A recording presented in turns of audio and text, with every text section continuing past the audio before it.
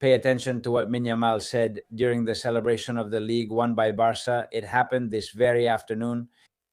How's that for everyone? How's that for everyone, huh? Talk is cheap. Never forget that talk is cheap.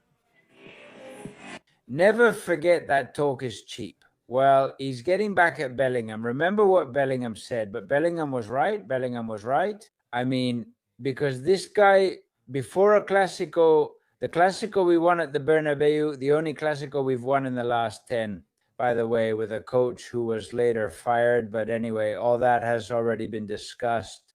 Let's change the subject a bit and focus on something very specific.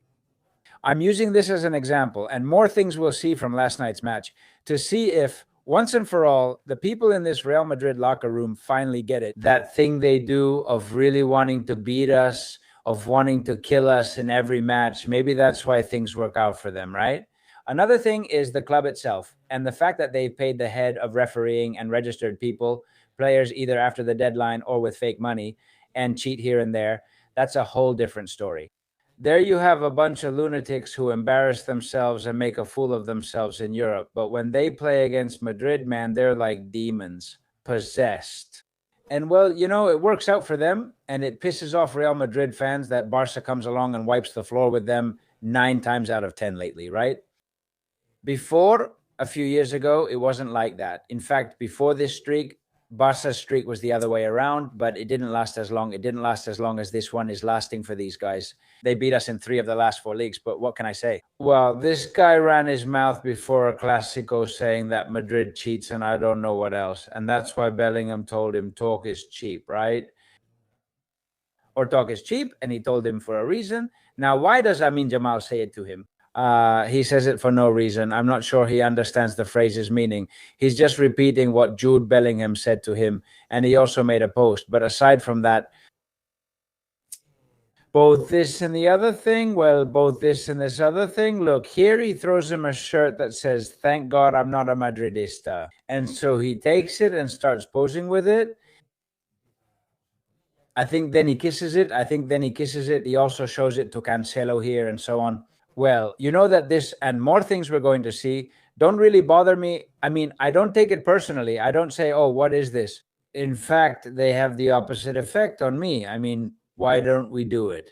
Yeah, you're going to come at me with a speech about how we're not like them, we're above that. Yeah. But there comes a point when these guys, this club plays by different rules. They've been playing by different rules for over 2 decades. No one has punished them. We're fighting for that to happen. Much more than the club, by the way. More than the club. Because, yes, the club is a party to the criminal case. It's the least they could do.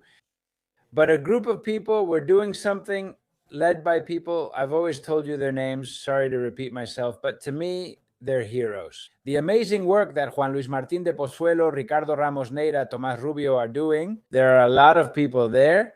And so that these guys pay. But while they pay, we're competing against them. And if this is the level of hatred and mockery they have towards us, we have to match it, double it, or surpass it.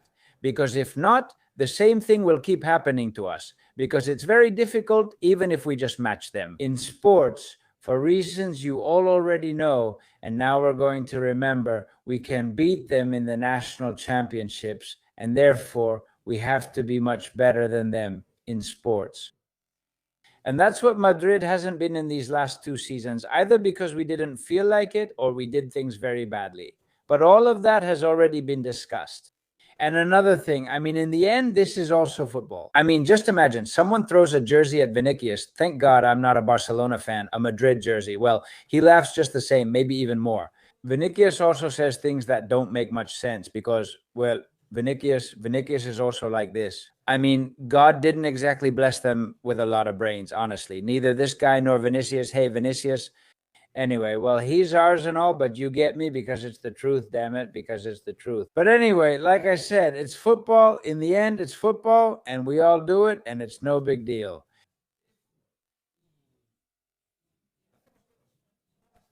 Here, what you have to do is give it back, return the favor.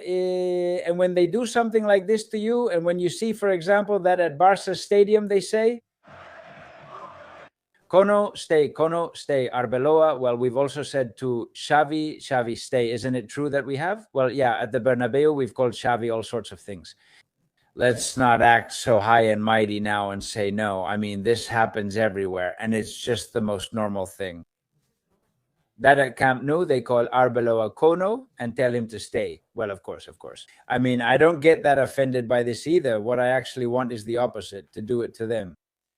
To do it to them, of course, and make it clear to them every day that they belong to a club.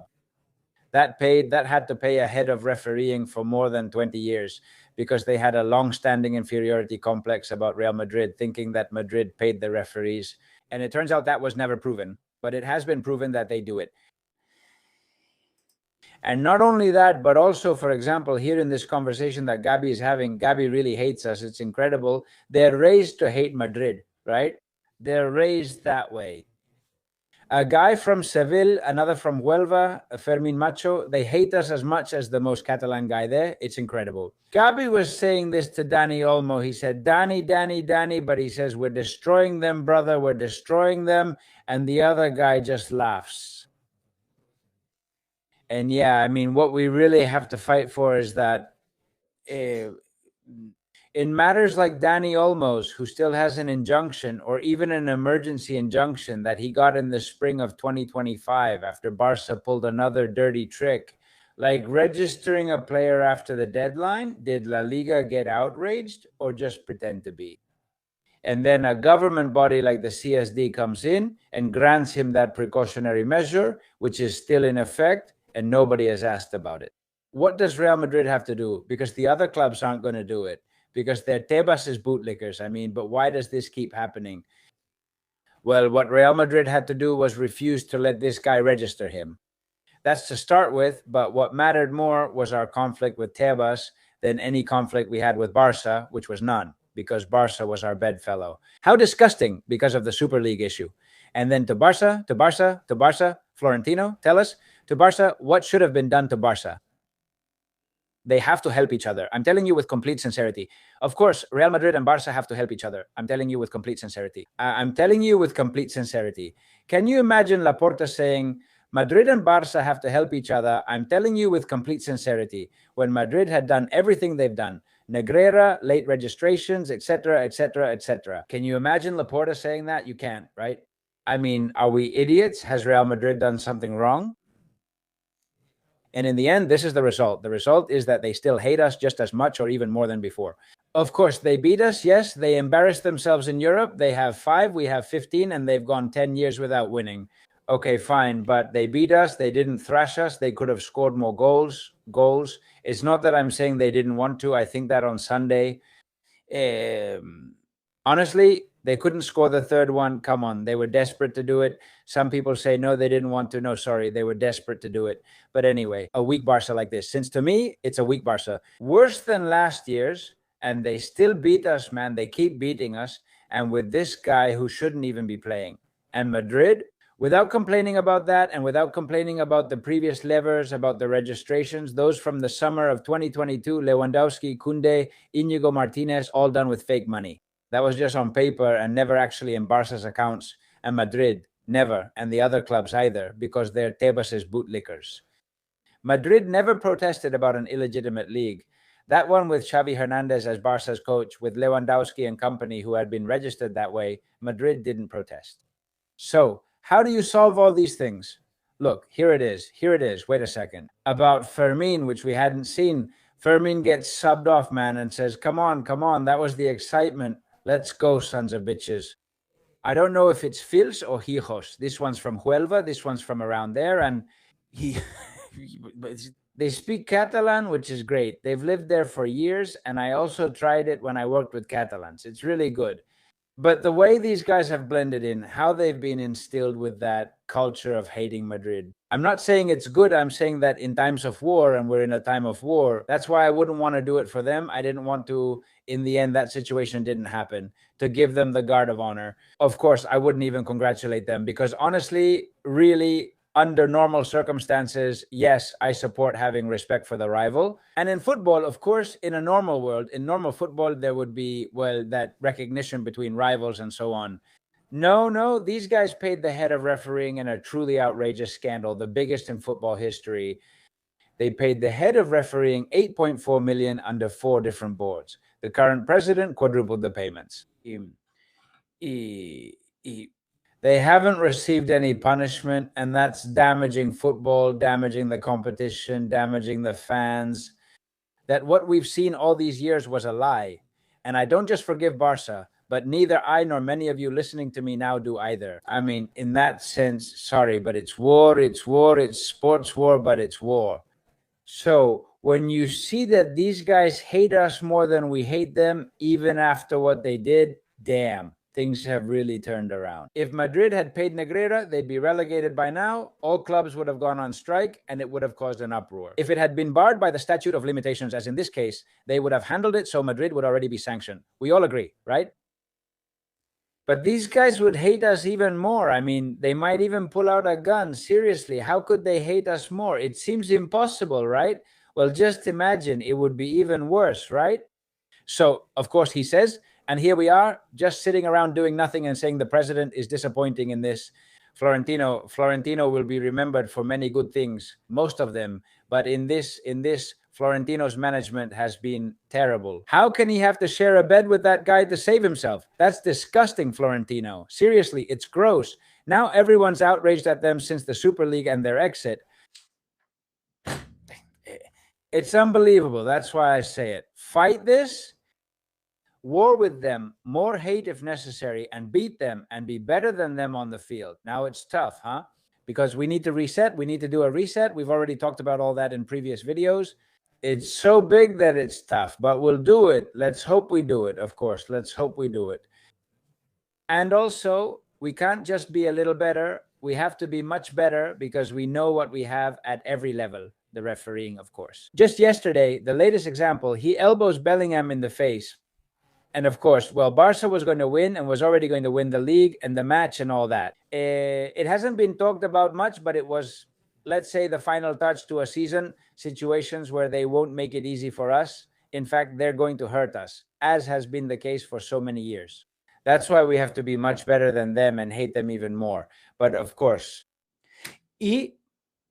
and to avoid those kinds of things, and then it's football, the jersey with "Thank God God didn't make me a Barca fan," well, that's good too.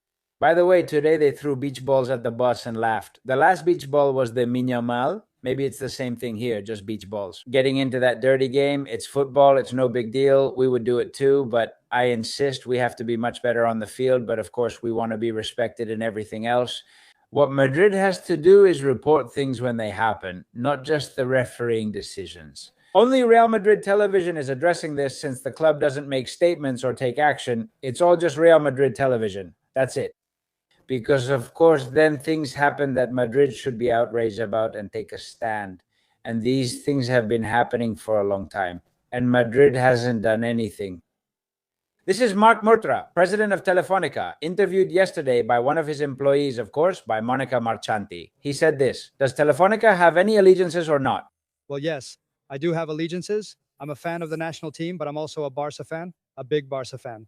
I like all the big teams, of course. Very well. He likes all the big teams, including Madrid, of course, but he's a Barca fan, a big Barca fan. Well, the president of Telefonica is a Barca fan. Enric Rojas, who is the head of sports and content at Movistar Plus, is also a Barca fan, well-known, media pro. Look, I didn't know that the CEO now his name is Carlos Núñez. Before it was Tacho Benet, and before that, Jaume Robles, who are the founders of Barça, and Laporta's supporters. And the one who supported Laporta, Jaume Robles, and also his supporters, and Tacho Benet. In an interview, he defended the Negreira case by saying referees always favored Real Madrid, so it was nothing. The pro guys who used to do it before and now are the ones who manage the VAR, it's the company that manages the services. VAR, Media Pro, Movistar Plus, they're the ones who broadcast the football. And DAZN also broadcasts the football. And who are the people from DAZN? Well, Kim Dumanek, who is I don't know if this is up to date because, sorry, I hadn't shown you this. I hadn't shown you this graphic. Kim Dumanek is, right now he is. He was promoted recently. He was given a higher position. He is the executive vice president of global editorial content at DAZN worldwide. That's Kim Dumanek. And here's more. Gorka Garcia, an openly pro-Barça fan and former Mundo Deportivo chief editor, leads DAZN football in Spain. I didn't know that. Alessio Sarina, former marketing director of Barça, is an executive at DAZN. John Glisser, co-founder of DAZN and vice president of the company, is also one of the main shareholders. He allowed FC Barcelona to activate one of its livers in August 2022. Others who broadcast football, that is the two who broadcast football, Movistar. Are there more people tied to Barça at DAZN than at Movistar? The Telefonica president is from Barça, the head of sports and content at Movistar Plus is from Barça, and many people at DAZN and Barça Media Pro are too. We've mentioned this already. What about the people who run VAR?